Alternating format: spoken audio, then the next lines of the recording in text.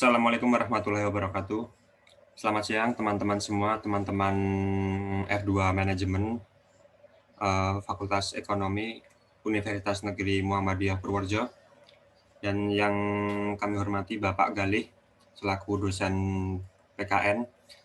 Pada kesempatan kali ini, pada siang ini, kami kelompok yang ingin menjelaskan apa itu tragedi Trisakti akan mempresentasikan hasil kerja kelompok kami. Yaitu dengan tema pelanggaran HAM yang terjadi di Indonesia, yaitu kami mengambil dari tragedi Trisakti pada tahun 1998.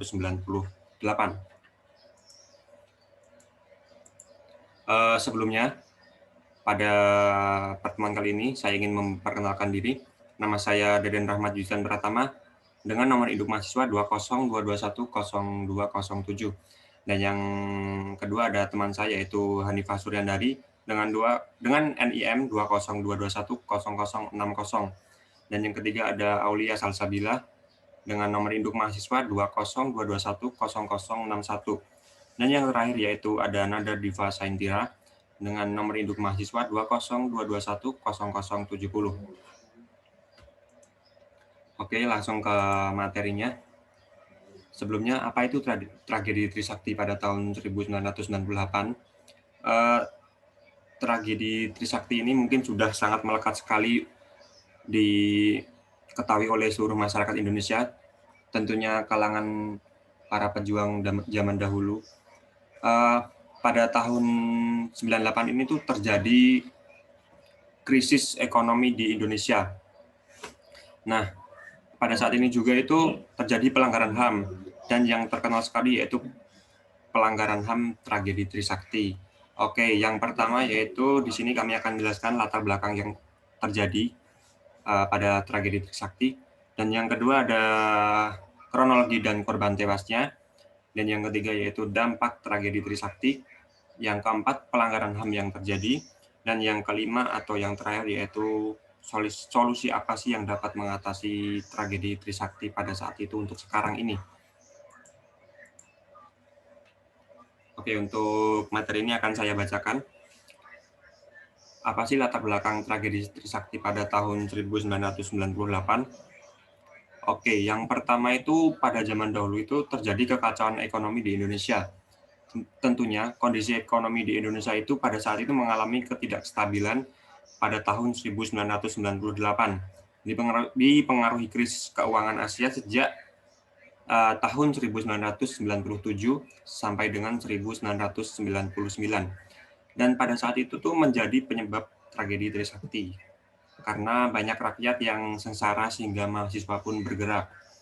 Nah, karena disebabkan itu, waktu itu aksi mahasiswa itu menggelar aksi damai yang diselenggarakan oleh mahasiswa Trisakti itu sendiri. Untuk kronologinya yaitu mahasiswa kemudian melanjutkan aksi demo keluar kampus yang menjadi salah satu penyebab tragedi Trisakti. Aksi 12 Mei 1998 dimulai pada pukul 11 WIB atau 11 siang dengan agenda orasi dari Jenderal Besar AH Nasution, tetapi beliau batal datang ke lokasi. Nah, pada saat itu juga itu terjadi anarkis. Disebabkan oleh apa? Yaitu disebabkan oleh penembakan yang dilakukan oleh aparat, maaf. Ketika para mahasiswa sudah siap membubarkan diri, letusan senjata api justru terdengar dari arah aparat keamanan yang menjaga. Penembakan itu menjadi awal dari penyebab tragedi Trisakti yang memakan korban mahasiswa. Oke, next. Untuk ini yaitu kronologi dan korban tewas akan dibacakan oleh saudari Hanifah Suryandari. Silakan untuk Mbak Hanifah. Ya. Nah, di sini saya akan menjelaskan kronologi tragedi Trisakti. Jadi dulu tragedi Trisakti dimulai dari pukul 11 sampai 13.00 WIB, aksi damai ribuan mahasiswa di dalam kampus Trisakti. Pada pukul 13.00 WIB, masa aksi bergerak keluar dari Jalan S. Parman menuju gedung DPR. Kemudian pada pukul 17.00 WIB, aparat mengusulkan bahwa mahasiswa agar kembali ke dalam kampus. Mahasiswa membubarkan diri secara perlahan.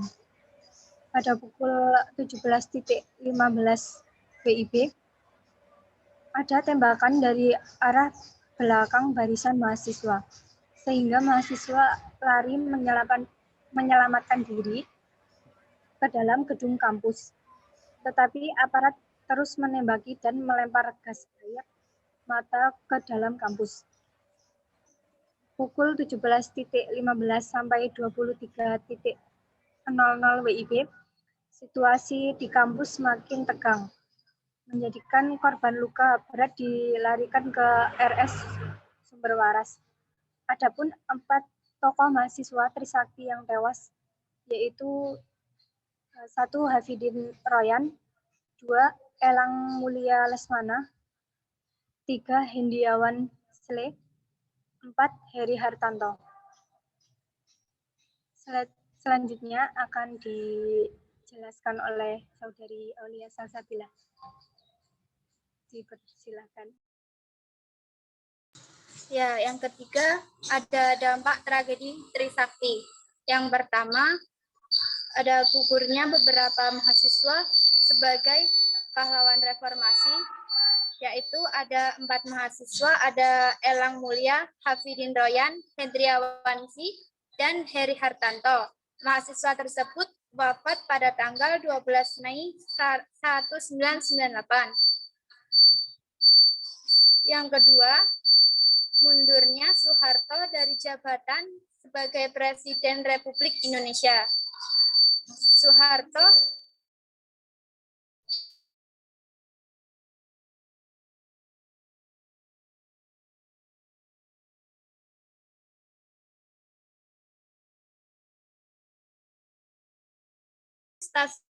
secara langsung.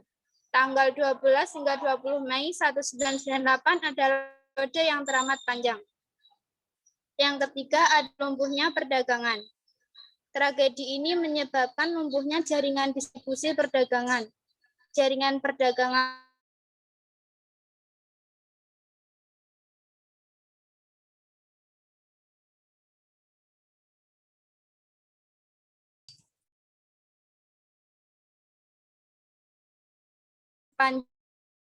meliburkan kegiatan belajar mengajar bagi anak didiknya demi alasan keamanan dan keselamatan peserta didik di tengah kondisi yang rawan. Slide selanjutnya.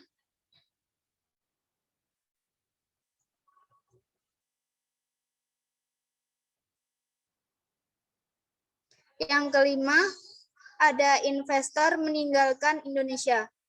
Krisis sosial yang terjadi di Indonesia menjadikan para investor mengurungkan niatnya untuk menanamkan modal di Indonesia. 6. Terganggunya transportasi. Hal ini membuat arus penumpang feri dari Merak ke Bakuheni dan sebaliknya menurun dengan drastis sehingga Pelabuhan Merak tampak sepi. Ketujuh, kebebasan media. Tragedi Trisakti membuat media lebih berani untuk berekspresi. SCTV dan Indosiar bahkan menghadirkan isi yang dapat dikatakan mendukung reformasi yang telah diprotes oleh mahasiswa. 8. Lahirnya TAP MPR nomor 17/MPR/1998. Hal ini menandai era baru demokrasi dan HAM setelah sekitar 30 tahun lebih terkekang di bawah rezim otoriter. 9. Perpindahan tanggung jawab pemerintahan dari Presiden Soeharto ke Presiden Habibie. Presiden Habibie menggantikan Presiden Soeharto setelah beliau mengundurkan diri pada 12 Mei 1998. Namun Presiden Habibie memerintah Indonesia tidak lebih dari 1 tahun. Hal ini telah membuka lebar pintu demokrasi yang menyebabkan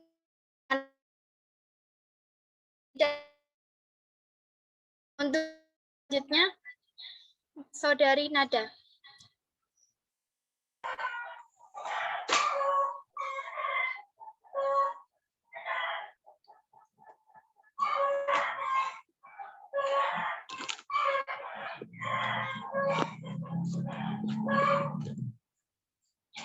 Di sini saya akan menjelaskan sedikit tentang pelanggaran HAM yang terjadi di tragedi Trisakti 1998. Yang pertama adalah pemerintah dan aparat keamanan merebut hak beraspirasi dan menyuarakan pendapatnya. Yang kedua, hak mahasiswa untuk memperoleh pendidikan yang layak diambil bersama hak hidupnya. Kemudian yang ketiga adalah para anggota polisi dan militer, kemudian TNI yang terlibat di dalam kasus itu telah merenggut hak hidup mahasiswa Universitas Trisakti dengan cara menginjak, memukuli, dan menembak mahasiswa secara brutal.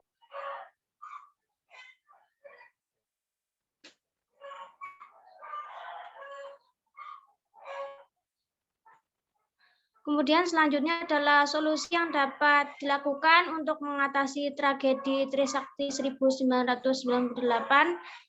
Di antaranya adalah 1. Pemerintah melalui Komnas HAM harus menyelidiki dengan seksama tentang apa yang terjadi pada saat itu, penyebab timbulnya masalah, dan siapa-siapa saja pelaku yang berperan serta dalam masalah tersebut. Kemudian yang kedua, jika ternyata Komnas HAM dan pemerintah tidak sanggup melakukan penegakan hak asasi manusia lebih tinggi, yaitu PBB, untuk membantu mengatasinya. Kemudian yang ketiga, menghargai adanya hak-hak asasi dari warga negara Indonesia dengan mengusahakan secara maksimal agar hak kita untuk hidup dijunjung tinggi.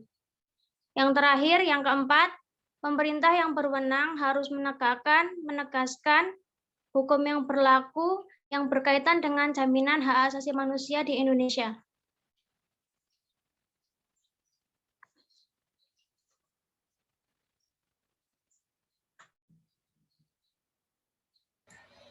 Oke, terima kasih untuk teman-teman semua yang sudah menjelaskan materinya dari awal sampai akhir. Cukup sekian presentasi dari kelompok kami. Untuk pertanyaan dan selebihnya besok kami akan ada di pertemuan hari Jumat, akan ada Zoom bersama dengan dosen Pak Galih. Jadi jika ada komentar atau apa, silakan untuk komentar pada hari Jumat mendatang. Jika banyak kesalahan, kami adalah manusia biasa.